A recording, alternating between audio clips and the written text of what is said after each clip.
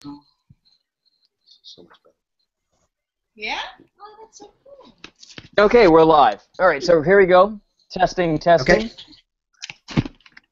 Today on Quality Time with Family Ties, we learn birthdays, something. Manhood.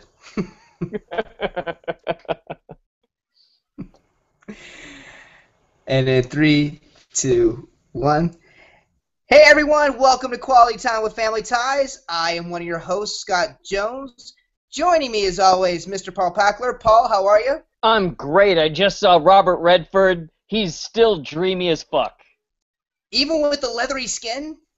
Scott Jones, you have no idea. It was... Not... he did this thing where he looked up and down Cate Blanchett, and you felt... It was like a visceral thing where like everybody in the room felt it happen. It was amazing.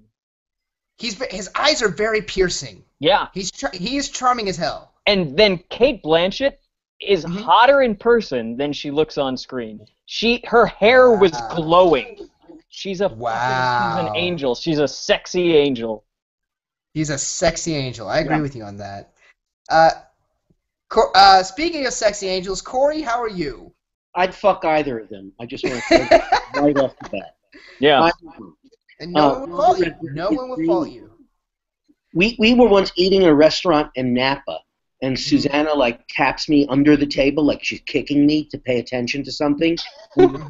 Right over my shoulder, Robert Redford was having dinner over my shoulder. Whoa! And he was still dreamy then, and that was maybe 20 years ago. Oh man, that was peak Redford. Peak Redford. Yeah. Peak Redford. So also with us as a big surprise, as we talked about last week, is co-host of Fanboy Comics Associated. Am I right, Drew? Sure. Okay. Back to the Future, Drew Siragusa. He's also a senior contributor for Fanboy Comics, and he's here to talk to us about this very special, but not very special. Wait, it's very special, but not very special episode of Family Ties. Drew, thank you for stopping by. Thank you. Yay, Drew! And by the way, thanks for counting to 200, you guys, for our 200th episode. Oh, it was wonderful. Did you fast forward through it? Because it was really... No, I listened to the whole thing. That's amazing. It's like watching a descent into madness. Yeah. It was pretty amazing. Yeah, thank you. Hey, congratulations. It was a hell of a milestone. Yeah. So tell us a little bit, if you would, about Back to the Future, and we'll tie it all in a second. But what is the project? Well, so what it is, I mean, by now everyone's kind of figured out that it's the 30th anniversary of Back to the Future, and October 21st, 2015 is the date for Back to the Future 2. So I wanted to try to celebrate that all year long. And I'd had the idea, and then I was at Disneyland with a friend of mine waiting in line for Space Mountain, and she was like, "So what's going on?" And we started, talking about it, and she helped me figure out what we were going to do with it and hammer it all out. So what it is Sam Levine, who's a great actor out there who just got a big deal with producing now. He's getting into the producing. He and I have visited different locations where they filmed Back to the Future.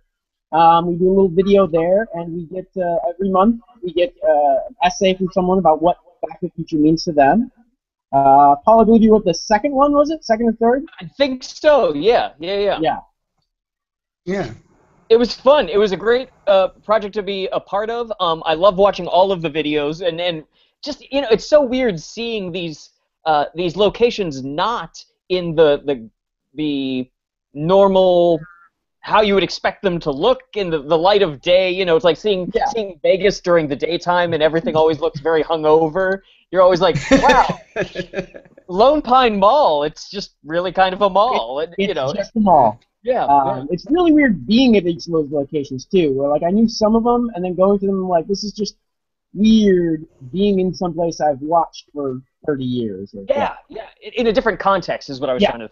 But what was your favorite place to visit so far? I can't say yet because it's the big finale that's coming out in like 2 weeks here. Oh man. The Oh. all of them up to this point, we did not get permission. We just did guerrilla filming and then ran away before we got caught. Well, when the authorities talked to us, we didn't hear any of that. No. None. It's right now. Yeah.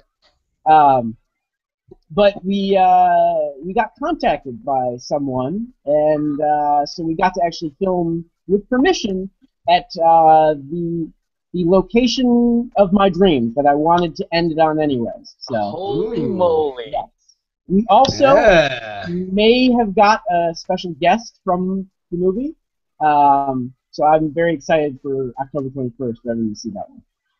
This is amazing. I'm really intrigued. Now, here's the only Yeah. bad part. I was doing the math, and I was looking at the calendar before we started recording, and by the time this episode comes out, this will have been a week in the past. So Yeah. it's very good. It's very tying in with time travel. Yeah. What would you like to Yeah. say to yourself here in the past into the future? And when people hear it, it will have been in the past. So I'm getting to use all kinds of different verb tenses. So what would you say to yourself a week ago? You're gonna see some serious shit.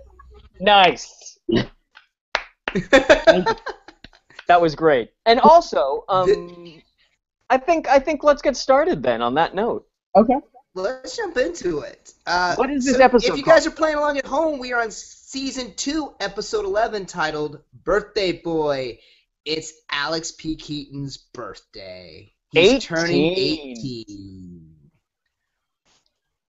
It's a very exciting time. It's a time when It you is. start to mouth off at your parents, and you think that you have a leg to stand on, and you really don't. It's a time when Yeah. Michael Gross has another job that week. What the fuck is that Yeah, about? he's gone. Yeah, He's absolutely. in I was the like, episode for 35 seconds. this episode starts with Michael Gross leaving the hell out of this episode. And he never comes back. I'm sitting here thinking, where's Dad? It's his 18th birthday. I understand he went to a conference, but it seems like a flimsy excuse not to show up at the tail end of the episode. Like No, in a he had a job.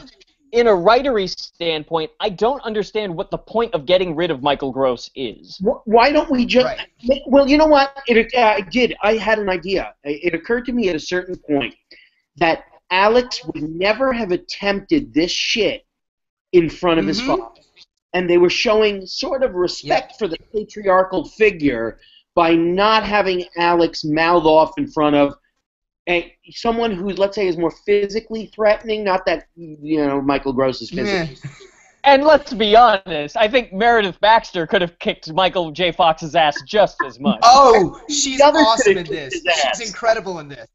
Oh, she has the best mom stare ever. Yeah. It's amazing. Yeah. But yeah, it starts off in the kitchen. Steven is going to Washington for a PBS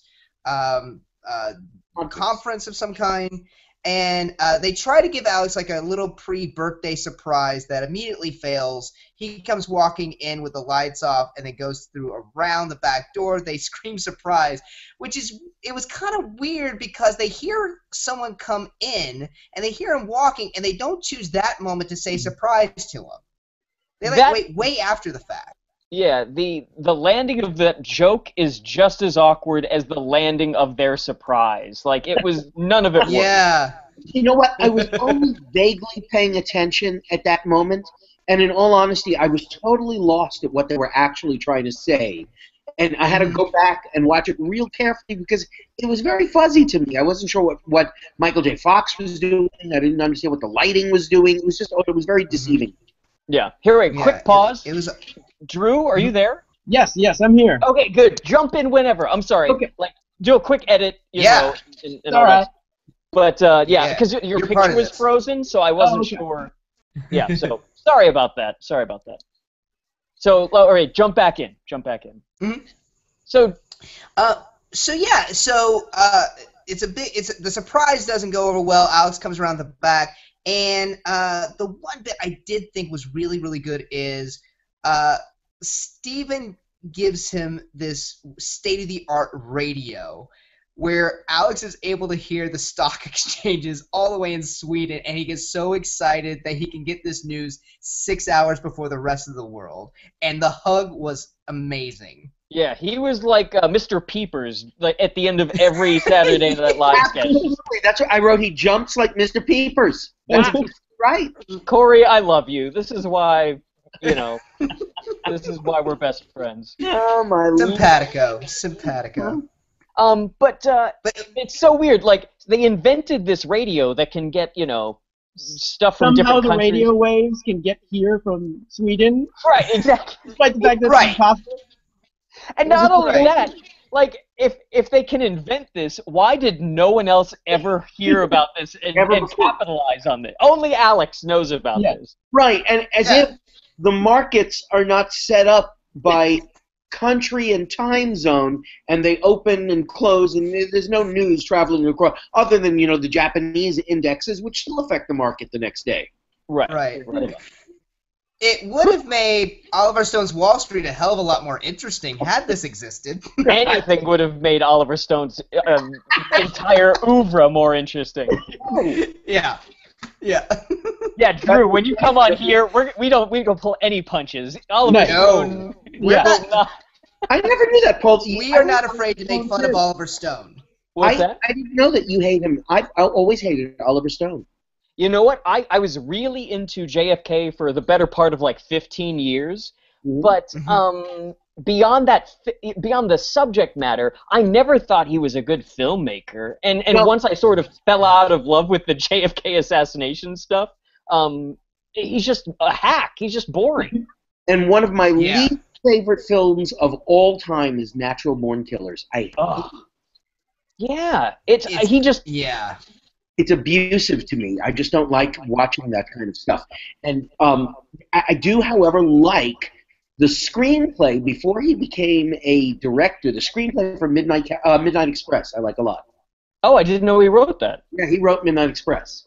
Okay, I was just gonna say I really, because I'm not as big on Quentin Tarantino that I would know all of his work, but like I would love to read that original screenplay that became Natural Born Killers, because like Oliver Stone totally took a hatchet to it and rewrote. Yeah, Tarantino wanted to like Alan Smith it, right? I think so. Yeah. They got like a fight, like a physical fight over it. Yeah. An illegal fight. Wow, and a physical. Illegal, and like he was at apparently Tarantino. They were at a bar at the same time, and Tarantino like stepped up to him and was really pissed off about Natural Born Killers. Man, who do you And cheer this is for? like Tarantino where he. Yeah, I know, but this is like when Tarantino was really like at the top of his pedestal a little bit. Okay. Yeah, so he In was his kind of mind, picking he fights with still everybody, is. but I think it still is. Yeah. yeah. So we go to the next day. Can we wait before we go on to the next day first? Yeah. Please. There was something I noticed. I know you guys have talked about how they've been kind of preluding Michael J. Fox's career. Yeah. Did you notice the name on the cake? What was it? It was something Jewish. Marty. It's Martin. Yeah. Martin. Whoa. What was the last name? That says Happy Bar Mitzvah Martin. So Yeah. See once that? again, setting up Back to the Future. That's true. It's crazy the amount of foreshadowing that you'll see in these episodes. Like, Oh yeah. it's ridiculous. It's almost like it was fated to be. Yeah. Yeah. So we come back to the next day. We're in the kitchen, and it's actually Alex's birthday. And I love the bit. He wants to call his mom Elise, address her by her first name, which that's always weird. I don't even understand the desire to do that. I don't either. But have you ever seen little kids address their parents by their first name? They're just creepy kids. Yeah. My wife has always addressed her parents by their first. Has she? Not as a No, child. not as a child. Not as a child. Okay, since I've known you, you've always done that. Hi, Susanna. Hey, Susanna. I just thought, yeah. But wait a second, There's a little bit- Susanna. Let's be honest. You like toured around the world. You were like in a Fitzgerald novel most of your life. Uh-huh. The name is Zelda. It's true. But yeah, so he gets a phone call. Alex does from Ted, right? Ted, Like, Yep. who oddly enough we don't meet. No. What the hell is the point of that? That's what I want to know. Yeah. If we're not going to meet him, why have another off-screen conversation while Meredith Baxter Burney sits there confused as to what to do? Yeah, she's confused. The audience is confused. I'm confused. It's insane. It's just another body of people we will never meet on Family Ties. Yeah, add it to the list with the Olbecs. But like, With Effie, the Olbecs. but we meet two other friends. We'll get to them in a second. And so why not just use them? We're asking why did they get rid of Michael Gross? Why is That's this? what I don't understand. Yeah. Yeah. If It's a little only crazy. if only Rescue the Cat had been out in 1983. That would help tremendously with this show. Yeah, it would. Indeed. And so we've kind of already established. I forgot to mention Elise and the girls have planned a birthday dinner for Alex that evening, and Elise is checking in with him. It's like we got your birthday dinner tonight, and Alex is like, oh, I can't make it. I'm going with my. And this is what he says. Going with my two friends. They're driving to West Virginia to go to a bar. Wheeling, West Virginia. Wheeling, West Virginia. How far is Ohio from Wheeling, West Virginia? She said 100 miles at one point. I feel like that's the most research that they did for the entire episode. Like that's, Yeah. Did they put into some sort of program how many miles from Dayton, Ohio to Wheeling, West Virginia? yeah, they had like a Rand McNally book lying around, and they're like, oh, maybe we should use this. Yeah. Well, This will make some kind of sense. Yeah, so the 2 hours drive, two Alex plus seems hour like drive. he's a douche. What's that? It's another scene where Alex seems like he's a douche. And he's an idiot. Yeah, this was just a dick move. Who tells your mom that you're going out to a bar to drink? In that defense, I grew up in Buffalo, and the drinking age up in Canada is 19. And I would tell my parents, I'm like, we're going to Canada to go drink before I was 21. And Did they say anything? No, they didn't care. They're like, all right, well, don't drive then. Wow. Dude, That's you had amazing. incredibly cool parents. Yeah. Now, what would you do? Would you stay up there like overnight, or what was the normal course of events? Usually we'd end up like one person would just grab like one drink, and then we'd hang out there for a couple hours. Like they would be the designated driver. I mean, at 19, you're not really having huge tolerance, so you're getting like you're driving 2 hours to get 2 beers or whatever. Wow. So we go up to like Niagara Falls, and go grab a couple drinks, and just walk around, and then come home. So. Did you ever go to the Ripley's Believe It or Not museum? I used to do that when I was a kid. I never got to go to like that. I would go like we would walk to them, and we wouldn't go inside because I was poor and I didn't go. I couldn't afford to go. Any money I had was spent on beer. Beer, yes. So. Now, that was the other thing that flummoxed me about this episode is that they don't get shit-faced. And you're saying you didn't either. Like the people that weren't driving didn't like go crazy. Not really. I mean, for us it wasn't like because they were saying they were going to like stay there. We really couldn't afford like a hotel room, so it was like let's go up and get a couple and have dinner and then come back kind of thing. So if we were going to stay there, then yeah, we would have just gotten a whole bunch of booze and stuff. But it was more just like, let's go up and celebrate someone's birthday, or yeah. Gotcha. All right. Paul, what were your parents like about drinking? God, I'm sure I had to lie to them all the time. I'm sure that's just lie to your parents. That's what you do. Man. Yeah. No, not you. Not when I was about 16, the rule of the house was if I was going to drink or had friends over, we had to stay at the house. Okay. Like keys had to be turned in.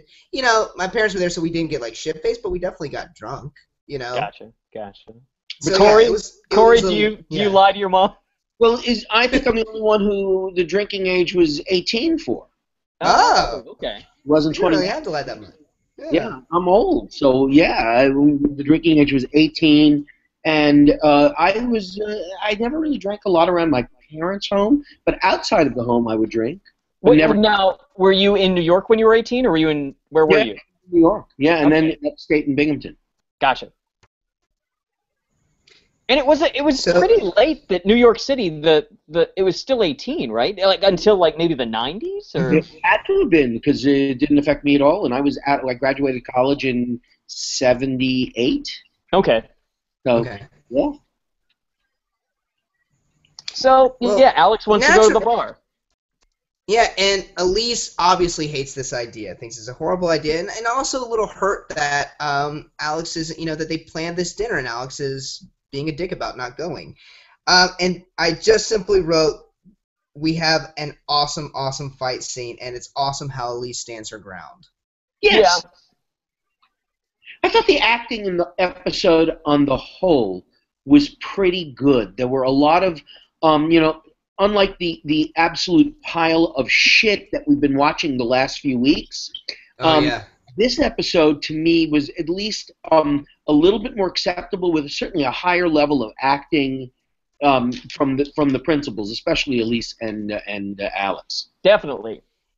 Yeah, it seems like when they have a nice, simple, good sitcom idea, the acting goes even further and even makes it better. When they get too weird and off ground with everything, the acting, it doesn't matter how good they do, it just goes to shit. It's when the writing is preachy, and it wasn't preachy tonight. It was what it was. It told a story instead of commenting on a story, and sometimes I think it's commenting, and that's what makes it so lousy to me.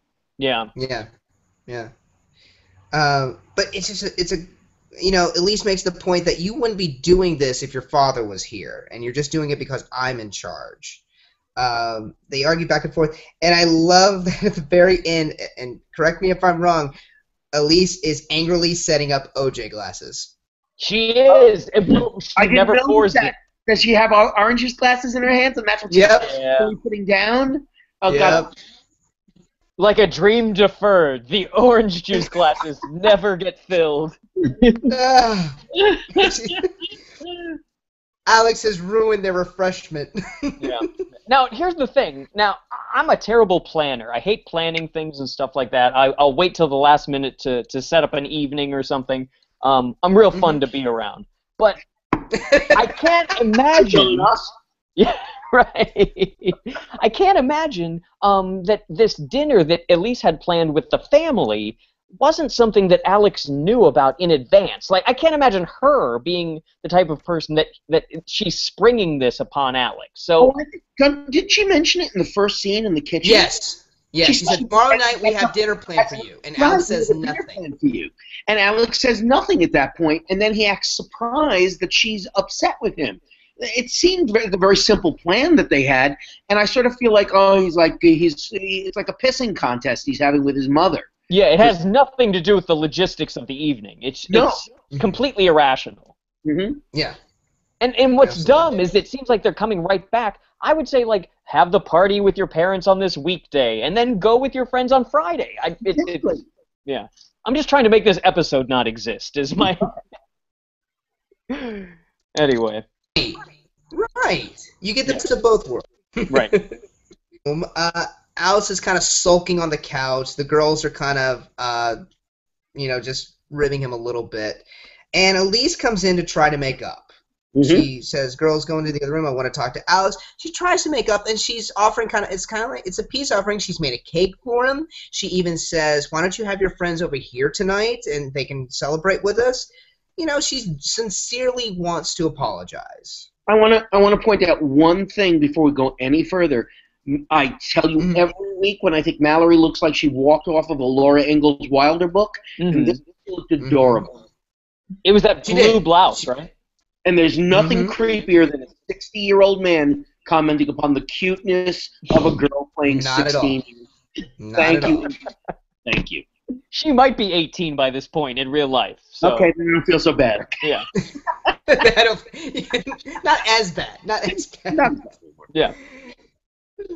Well, Corey, you're a fashion consultant on this, so I would expect you to notice these things. Yeah, everyone at the Quality Time with Family Ties world knows that you are a fashionista at heart. Absolutely. And no one judges you about when you judge Mallory's clothing. Hence my Absolutely lovely not. Hawaiian shirt this evening. Like, you know when you see polyester on a camera on like a TV show? You just broke Google Hangout. Yep. Mm. Oh, fuck. Okay, so we're getting to the moment here, guys. The big Alex's reveal. friends come over. Mm-hmm. Yeah, here's the big. Alex's friends come over. Who's playing one of Alex's friends? Drew, I'll let you talk about it. Crispin Glover, who played his father Hey, in Back to the Future, just the first one. Then he didn't want to come back for 2 and 3, so they used makeup to kind of hide that they changed the actor. Now that's a whole story.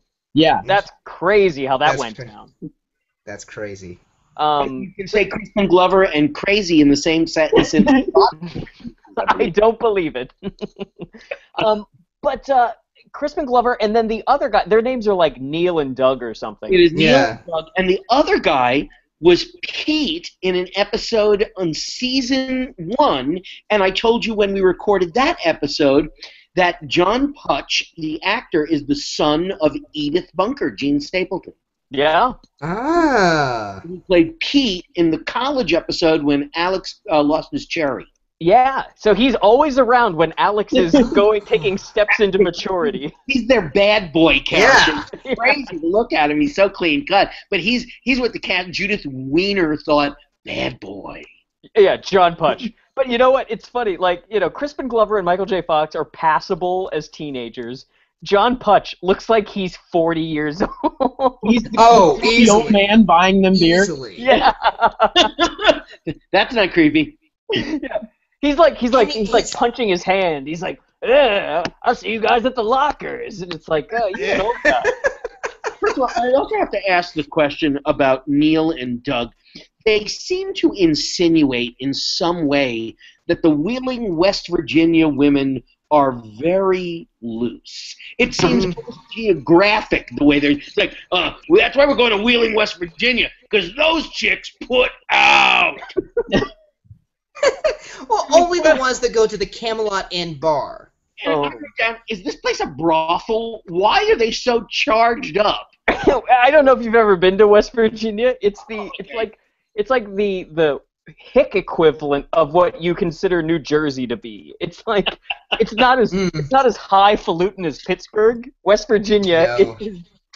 is even lower than that. And so I can only imagine what those girls are tired of their family members and they're trying to get out. And there's nothing else there, so what else you gonna do? When we Well, leave apparently Virginia? not, because they could have just gone to like some other bar that he didn't tell his mother he was going to, because she knows exactly which bar they're going to. Yeah, Absolutely. in all of Wheeling, West Virginia, there's only one bar. Yeah. Apparently so. Yeah. But it's the Camelot Inn. Yeah. Now, here's the thing. We were talking about the acting earlier, and Crispin Glover is notorious for just being very unorthodox in his acting style. Like, you see him in movies like Razor's Edge, obviously what he did with George McFly and stuff like that. What else was he in? He was in, like, a David Lynch movie, I think. He did and he also did it was a weird remake of that movie Willard with the rats and everything. Yeah. Yeah. He was in Beowulf, too. Right. He was Grendel. Yeah. And Yeah. in this role, he is fantastic, and he's so muted. He's amazing. He's just really great, and he plays off Michael J. Fox really well. He's able to get jokes, multiple laughs on lines that aren't that funny. And he just does a really commendable job. I thought he was a great performance. I thought, and I wrote down, Crispin Glover was normal. He never seems normal to me. He's very actor-y to me, of actor making weird choices. Mm-hmm. And I thought, he's acting sort of kind of real and believable, and I thought the relationship was nice. I thought he was good with the other guy, and I thought he was good with Michael J. Fox. Yeah. And this was the first time they met. Yeah. Did that have anything to do with Crispin Glover playing his dad in Back to the Future, or was that just coincidence? Drew? I don't think it did, but I think it was just a Yeah. coincidence, because I think at this point was when Eric Stoltz was filming as Marty McFly. Because originally Michael J. Fox was their original choice, but they couldn't get him because of filming. He was busy filming Family Ties. Gotcha. And just as a, we'll talk about there's this something later, Crispin Glover too. is doing. Sorry. Go ahead, Scott. I was just saying, there's something Crispin Glover is doing in every scene. Like, he's eating something in just about every scene. Like, he's eating a piece of birthday cake, and then when they cut to the bar, he's, like, munching on an orange rind or something. Mm-hmm. And it's just really interesting choices that, I don't know, there was something about it I really liked. It's the Steve McQueen trick. When he was in Magnificent Seven, apparently because that's before he was Steve McQueen, he was like, I'm going to make sure I'm noticed and they can't cut me from the scene. So he's always doing something, like he's playing with a pinwheel or doing something so that they can't cut around him. And yeah. That's awesome. Yeah. That's great. All right. So the guys are kind of like, Alex is saying, my mom won't let me go. And the guys are like, man, it's ironic. It's your 18th birthday and, we're the ones going. And Alex, and I just want to point out stands up from something a little bit. Sorry, Scott. I just have to jump in here. John Putch, that is an irony. Don't try to say something No. when it's not ironic. No, don't do that, John Putch. I wrote that down too. You'd think a 40-year-old man playing a teenager would understand how irony works. No. I'm sorry. But Alex stands up for himself. No, I'm glad you pointed. I'm glad you pointed that out.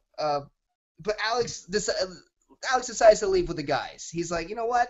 I'm a man now. I'm leaving. I can do whatever I want. And so they take off for Wheeling, West Virginia. I can just imagine what that drive from Columbus to Wheeling must have been like. They must have been like yelling and singing. Everybody's working for the weekend in like the first couple minutes, and then it was just the most boring drive. I can imagine. I imagine like Crispin Glover with his hand out the window doing this for like 40 miles. Well, so how about before we get to the Camelot Inn, let's take a little commercial break. Sounds good. We'll be right back. Cool. Good? Everyone good? Yeah. Yeah. Nice. All right, here we go. And we're back.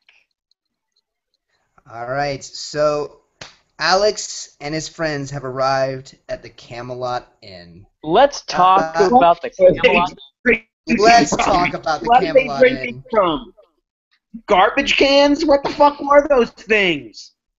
They were the largest metal glug things I've ever seen. Like, they make, what are those? I have written down Steins, ? Bigger than a Stein, and it's made out of metal, and then they have fruit sticking out of the top of it, like it's a Sex on the Beach or something. Yeah, yeah. Like remember, they are 18, they don't know how to order drinks, so maybe they think that's how you order a drink. That could be it. Like, they're like, oh, the 18-year-olds are here, get all the fruity drinks out. Get all the fruity drinks out. And the place just looks kind of a mess. It has like, it's supposed to. It's like this mix of like a German beer hall with the way the servers are dressed, and with cowboys in there too, because it's West Virginia. So I'm glad they noticed that. But it's just this weird mix, and it's called like, the Camelot Inn. Let's not forget that it's supposed to be like, Right. There's nothing medieval. There's no shields or swords or anything like that in here. This fucking place makes the Regal Beagle look like, I don't even know what, Studio 54. And then the girls show up, and they're from a bus and truck tour of Greece. I don't understand that. They have, like, pink ladies' outfits on. That's what it looked like. They were wearing pink ladies. All cute. All those girls were very cute. I thought they were great. They didn't really write them very much of a role, so I can't fault them. The guys certainly had more to do than the girls. Yeah. Yeah, they were like cookie cutter characters out of every early 80s teen movie you can think of the rich Valley Girl kind of. All those Valley girls in West Virginia. Yeah, I know. Thanks. I mean, the two names that stick out, Roxanne and Buffy. Yeah, they're all over the place. This is like, I forget the poet, but like David Bowie did it too, where they would just write poetry, cut up all the words, throw them in the air, and then like that's how they got their lyrics. Mm-hmm. That's how they got this scene. It was like we got cowboys, we got Buffy the Valley Girl from you got astronauts. Exactly. and beer steins. Well, Paul, they just didn't do it for this scene. They did it for this set, too. They just threw everything they had in the set. It's insane. I've never seen anything like it. You're right. This whole scene is the anomaly in the episode, and not just because it takes place outside of the Keaton home. We've been outside of the Keaton home before and not jarred this severely. But this scene really is sort of out of like a Fellini movie. Yeah. Yeah. Yeah, this is like Naomi Watts puts the key in the box in Mulholland Drive, and then everything goes crazy, and that is the Camelot Inn. Mm-hmm. Yep. So they have these three girls sitting down with them. They're drinking. The girls aren't even drinking. They make up a. No, the girls aren't even drinking. No. But we have this story that they made up of their astronauts, and Alex is about to fly his first solo mission to invade Canada, and they believe it. I mean, now let's unpack this part. So these girls are supposed to be dumber than shit. I don't know why. Like, girls are unattractive unless they're stupid. Is that what Gary David Goldberg is saying here? Like, they're not even drinking, so they're not allowed to have as good of a time as these three guys. And then, why do these three guys have to lie about their jobs in order to have sex with these girls? They're three cute guys. They're three cute girls. Yeah. I just wanted to. And they're about this. They're the same age. So why are they lying? Yeah. I wanted confirmation that that's indeed what you thought the motivation was. The motivation was pussy. Yes. Mm-hmm. Yeah, and I wasn't exactly clear on that at first, and then I realized, oh, okay, and yet you got to drive to West Virginia to get laid? There are no loose girls in Dayton? It's the weirdest thing. Yeah. It's so muddled because the reason they went to Wheeling was to be able to drink, and then the whole motive at the Camelot Inn is to get laid. Well, that's fine. I can get behind that. But wait, Drew, I want to ask you. Yes. When you would go up to Canada, did you meet girls or in bars and then try to pretend that you were an astronaut? Not really. I mean, I still look like a child, and when I was 18, I definitely didn't look 18. So no one would have believed I was an astronaut, let alone that I was invading Canada if I were already there. That's a very good point. It would have been a terrible idea to say, not only am I an astronaut, but we're attacking Canada tomorrow. You would have been locked up. I do get the impression that the writers were sitting around going, like, what's the wildest story that they can concoct that we can get them into, and then just try to, unwind it. Totally. And that was their story. Yeah. It was really something else, and somehow the women believe it. At least if they had been drinking, I would believe them believing it. But like you said, they weren't drinking. No, they walk onto the set and then they're like, by the way, hey ladies, guess what? Here's this story.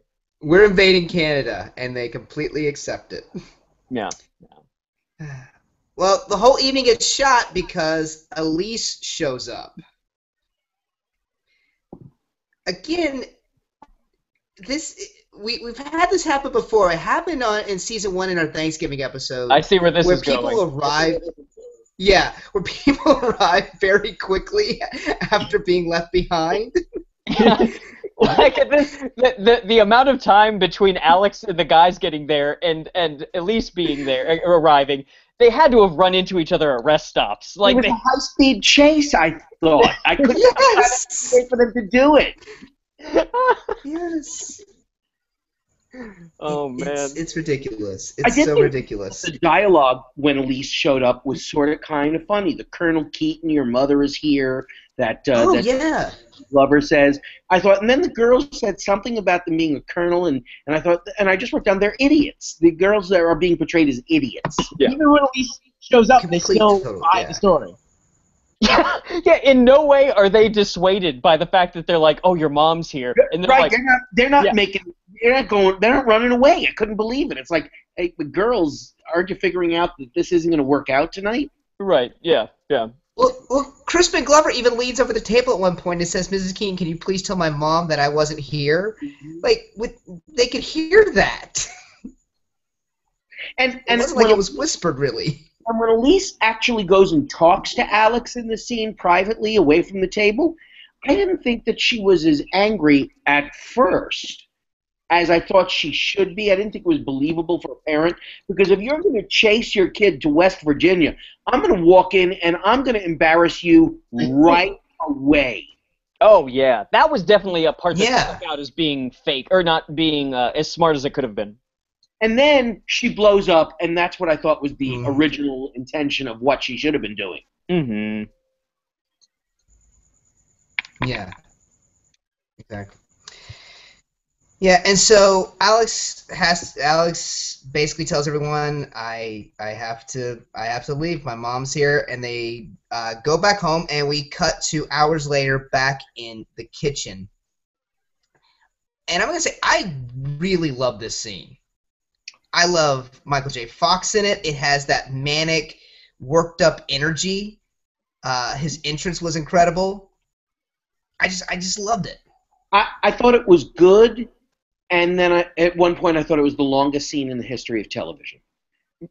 It did go on long. I'll give you that. That's where I fell. I was like, this scene you could have dropped about a minute and a half off it, and it would have been a ton better. It was a great dynamic. There was some good humor and pathos between the two characters, but ultimately it was just long as hell. It was long. I agree. I just really love watching them together. I thought that I enjoyed that. I agree. It could have been shorter, but I just loved watching their this fight build, and then they come to it goes in a different direction. There was rise and fall to the argument that I thought was fairly natural, but I thought they were also a bit too rational from the get-go, that there was no anger after driving home, and you know what I'm saying? They were able to not be angry with each other, so I don't know. I don't know. For me, my go-to reaction is anger, so what do I know? Oh, also the fact that the scene starts, doesn't the scene start with Alex, he's out in the car pouting after this 2-hour drive? Yes, he doesn't come in right away. Yeah, like, that's crazy. Like, after a 2-hour drive with your mom where she's been yelling at you the whole time, you don't get to then have, like, the high ground in any sort of capacity. And that's where I agree with you. I thought he came in and it was like, okay, they'd had time to cool off and think about it. No, not quite to me. He just got home from a car ride. Yeah, yeah. Yeah, I mean, they should have probably just started it with them. They've just pulled up, walking into the kitchen. That would have been good. A little bit more effective. I agree. Something that stuck out to me as weird is that when Alex is like, he goes off on this weird monologue where he's like, this and that, and I'm angry, and how dare you, and all this stuff. The audience sort of is on his side. Who the fuck is this audience? That's so glad because you not being a parent, I didn't know if you would side with him or just the very virtue that you hit 30, that you're now at least have a decent view on what you would do if you were a parent, where it was like, no, asshole, you're a douche. You disobeyed your mother on your 18th birthday because all of a sudden you fucking man up and think you're a grown man, and daddy's is sort of a little shit as far as I'm concerned. Yeah, no amount of jokes or Michael J. Fox's charm is going to make me not realize how life works. Absolutely. Oh, good. Well, it's like we said earlier. He could have done both these things. It would have been very easy for him to do both these things, to go to the bar with his friends and celebrate with his parents. Mm-hmm. It wouldn't have been that hard for him to do that. But then, instead he chose to be a dick. And we talked about his monologue, and then when she finally started her lecture back to him, I thought she was just terrific, as I almost always do think she is. Yeah. Except in that Christmas. It honestly, it sucks. Yeah, it was just such a sweet. You saw how hurt she was. Mm-hmm. It sucks that, I guess it's because of the chauvinism of the time, that the only time Meredith Baxter was able to get scenes like this is if they had to like remove Michael Gross from the equation. Absolutely. That's so shitty. It's Like the because patriarchal instead of matriarchal. That it's like he's the man of the house, so it's got to go to him. But yeah. in this scene, I thought there was this really nice balance. He's actually he's such a self-righteous douche in this scene. He's enraged with her for embarrassing him, and that's like Yeah. a big pair of gonads, young man. I mean, a 2-hour drive like that with your mom, I've had drives that are similar or just like, you know, for like 20 minutes in a car, and it's not good. No. Like, No. you can't, it hurts to think about. Yeah. And then, on a realistic level, I thought that they portrayed an 18-year-old smarty pants in a very honest way of being totally self-absorbed. Yes. Mhm. And I thought, Yeah, okay, I agree. you can nail that about being a teen. They are totally self-absorbed. Mm-hmm. Oh God, yes. Yeah. So ultimately, they have sort of a détente Mm-hmm. where it's like, you know, it's about mutual respect. It's about like, you know, I'll respect you as an adult now, but you have to respect me as a parent, and we need to just realize there's a new paradigm shift, and it's up to us to work on this relationship. Like, that's something that we didn't really dive into much, where it's like, you know, throughout the episode, he's been sort of keeping her and the family at arm's length, because he's... Yeah. They peppered the episode with that, pardon the pun. Yeah, I enjoy that too. That a lot of these sitcoms, when they have these kind of like, you know, parents fighting the kids, there's always the moment of like they solve everything and they were like, okay, we're still gonna like they resolved this issue and they were like, okay, we need to redefine our boundaries. It wasn't necessarily a set like you won or I won. It was very much like, all right, we have to figure things out again now. Yeah, yeah. It's very dialectical. It's all these communists in Hollywood with their their dialectical analysis of interpersonal communication.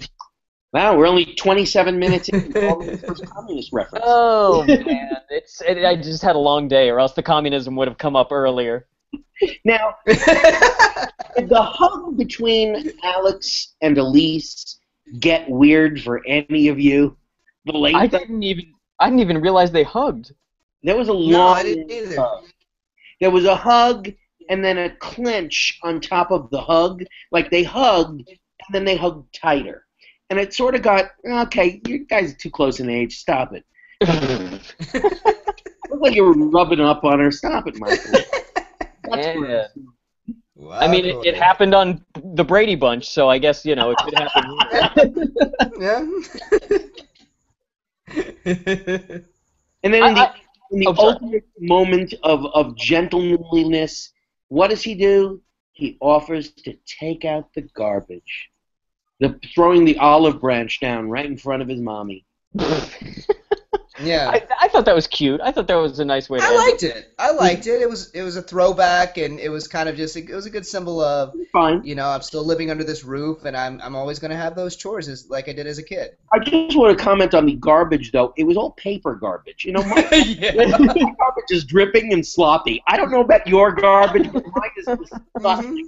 It's most is. Bag of leaves inside the house. How does that happen? Well, Corey, I mean, you saw Michael J. Fox topless in that episode, the first episode of season 2.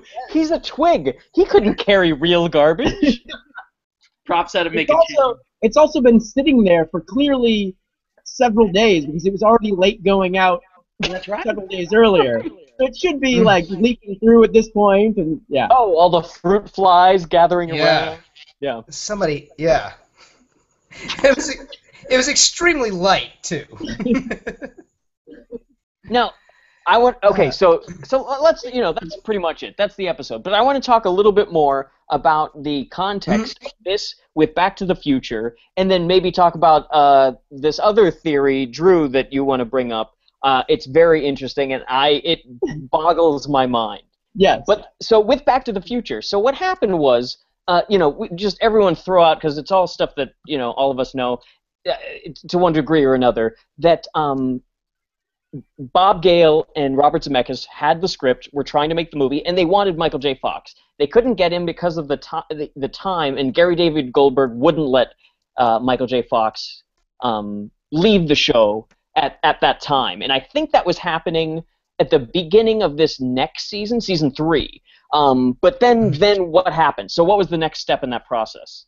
So then they cast Eric Stoltz, and I don't know if you've ever seen any of the pictures of him or whatever, but I guess what they were saying was he was too intense for the role. Okay. So the Michael J. Fox charm that kind of lightened the mood made certain scenes just very creepy and uncomfortable. And they knew going into the whole like reverse Oedipal complex just wasn't going to work unless it was light and fun. Right. And I guess there were a lot of like no one when they let him go. Did you guys read that they just released that like article about how the crew all knew that Eric Stoltz was fired before he did? Yeah, actually, I just read a new book that came out. It's called "We Don't Need Roads" by Cassine Gaines. Actually, Barbara, my sister, on Fanboy Comics, did an interview with him. So feel free, go check that out on Fanboy Comics. I'm waiting till she and Bryant finish reading the book so I can read the book. But it's fantastic.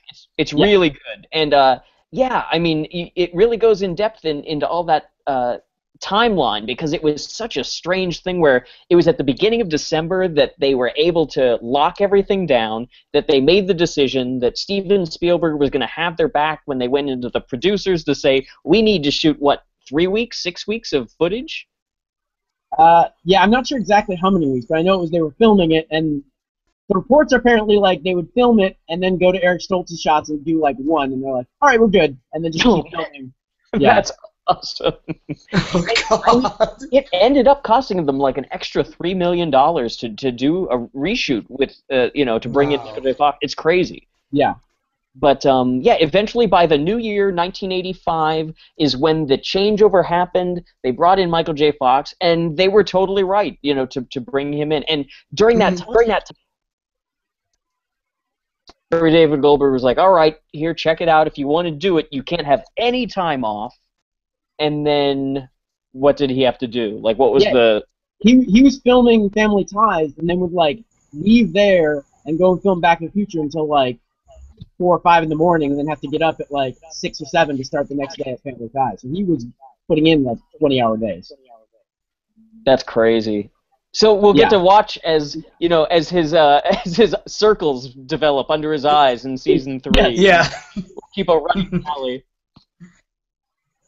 But and so from that he became a huge star, and I mean, it's just amazing that he had the energy to do both, commit himself to both, and I feel like, because this season has been kind of shitty, I feel like season 3 is going to be the one where it's just going to really come into its own as a show, and Michael J. Fox is going to really be able to show his talents and stuff, and yeah, it's crazy.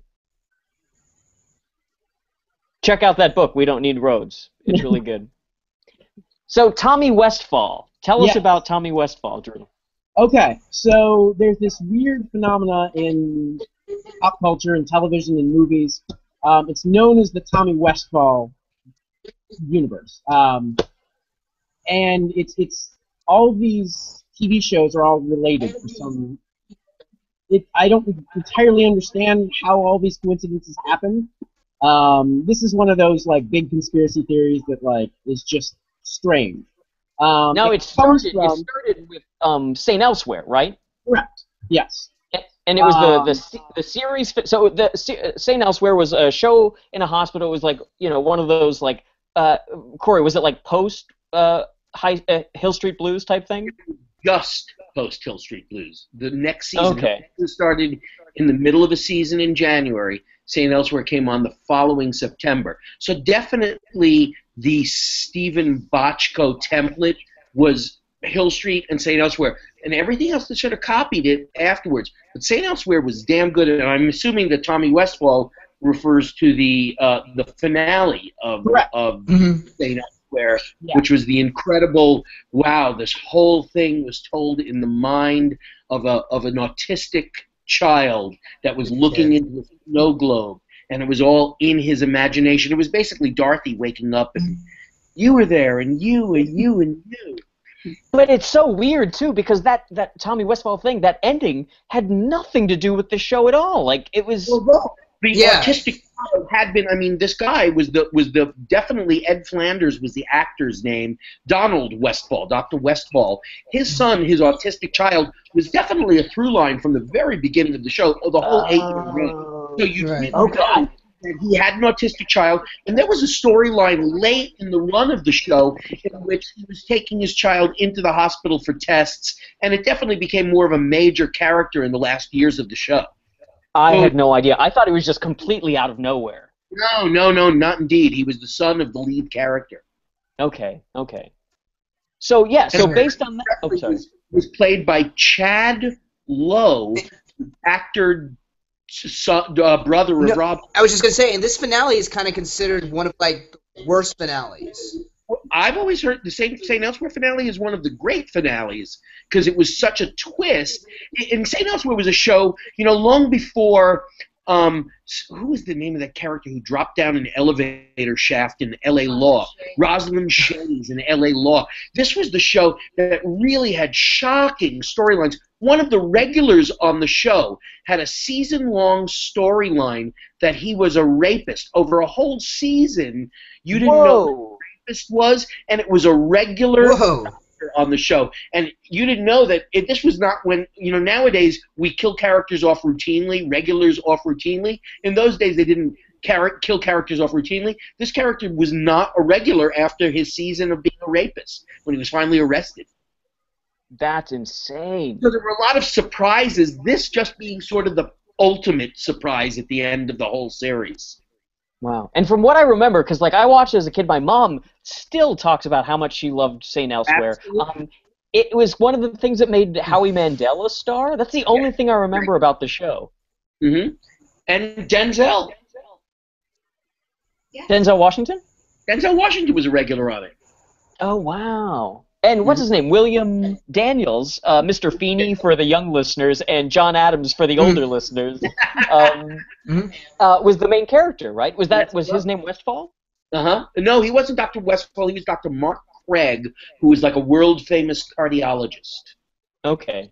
And Ed Begley Jr. was his sort of sycophant. Oh, kind of like MASH, that sort of... Yes. Where it was like, oh, please, Dr. Craig, teach me everything you can about cardiology. I want to be a cardiologist just like you. That's hilarious. So how does Tommy Westphal theory?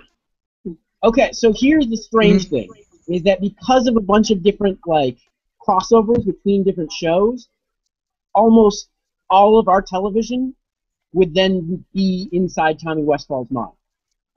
Because, and I'll do the link, I have it all written out here, of how Family Ties is then inside of Tommy Westphal's mind. This is amazing. Oh my God. Andrew Keaton later shows up on an episode of Parker Lewis Can't Lose. So they're clearly in the same universe. And Eddie Haskell he also appeared on, the character of Eddie Haskell appeared on Parker Lewis Can't Lose. So very quickly, Parker Lewis Can't Lose is sort of like a rip-off of Ferris Bueller's Day Off. Yes. Yeah. Yes. Kind of an absurdist comedy about kids in high school. Yes. Which also there was a Ferris Bueller TV show, and that was terrible. I don't know if you remember that show, but yeah, it didn't last long. I do. Yeah. So then Eddie Haskell also appeared that was on horrible. Yeah. He appeared on another short-lived show called Hi, Honey, I'm Home, which kind of their whole thing was I don't know if you guys remember this one, but it was 50s family sitcoms were relocated into the real world, so then there was all sorts of different, I think the Munsters showed up, and all sorts of different old shows would show up in this show. Okay. And then Dick Van Dyke shows, Sally Rogers also showed up on the show, because like I said, there was all sorts of different shows. Rosemary. She was on the Dick Van Dyke Show with Alan Brady, played by Carl Reiner. He then narrated a movie that Paul Reiser was working on in Mad About You. And then on Mad About You, Lisa Kudrow played, and I'd forgotten about this part, that she played two characters that were sisters. She was Ursula Buffet and then also Phoebe Buffet on Friends. So that's in the same universe. Right. Another Back to the Future alum, Leah Thompson, she played Caroline Duffy from Caroline in the City. She had a cameo on Friends. Right. Her show followed her as like a cartoonist. Then later on Frasier, Niles and Daphne are reading her comic strip. And Frasier is a spin-off of Cheers. Oh, yeah. And then there's an episode of St. Elsewhere where they go and visit Cheers. Because they're both the shows took place in Boston. Holy shit. Amazing. That was amazing. Now, I Drew, did a lot of research on this. I was going to say, did you commit that to memory? It looked like you were just reciting it. I have it in a Word document right next to like the screen of Okay. so I do not have that memorized. I was like, That's holy amazing. shit. Wow. Yeah. So there you go. I mean, it's and just to let people know, like, you sent me a PDF file or a link to a site that had this, and it just looked like a word cloud. I couldn't even follow the. Yeah. Yeah. The website Paul is referring to, if any of you want to look at it yourself, it's the Tommy Westfall. It's just so you know, it's WESTPHALL.wordpress.com. And it's in general, it's safer to assume a show is in the Tommy Westfall universe than to assume it's not. Yeah, it's just amazing to look at. Like, it takes a better mind than mine to decipher it, but it's amazing that someone took the time and energy and was able to put this theory together and really make it applicable. Oh yeah. So anyway, That's but yeah, we will incredible. put links. We will put links to that on this episode, so that way people can find it and all the other stuff that we talked about too, like to the book and everything. But yeah, that's it. Drew, thank you so much for stopping by. Thank you so for much, all of your Drew. information. And please, thanks for helping, like I said, helping to celebrate our 200th episode. Of course. Our And pleasure. please, everyone, go back, because it's already happened in the past. Go look at all of the Back to the Future on Fanboy Comics. It's a great series, and check out all of Drew's writings too. He reviews tons of comics and books and movies and things like that, and it's really great. So thank you. Thank you. Thanks, Drew. All right, guys. Well, that's it. Be sure to rate and review our show on iTunes. And for questions and comments, be sure to follow us at QTWFT on Twitter. We're also on Twitter. I'm at Follow Jones. I'm at Paul Packler. And I'm at Corpet. And Drew, where are you? Are you on Twitter? Oh, I'm at Fanboy Drew, but I don't ever use Twitter. So if you want to find me, just go to fanboycomics.net. That's where I put up all my stuff. Excellent. And be sure to like our Facebook page. We like to thank our producer, Barbara Dillon, at Fanboy Comics. Fanboy Comics is an online conglomerate of geek media providing its readers with insight into the pop culture spectrum. We also like to thank Perry Adams, who beautifully sings the song Without Us. Be sure to check out her music at perryadams.net. We also like to thank Bryant Dillon. Bryant is the president and co-founder of Fanboy Comics. Be sure to follow him on Twitter at Comic Book Slayer. And we also like to thank Sean Foster. Sean is our graphic designer and designed our logo. Thank you, guys, and we'll see you next week. Have a good week. Bye. Thanks, Drew. Oh, thank you. Bye. Thanks, Drew. It was nice Oh, meeting you, Drew.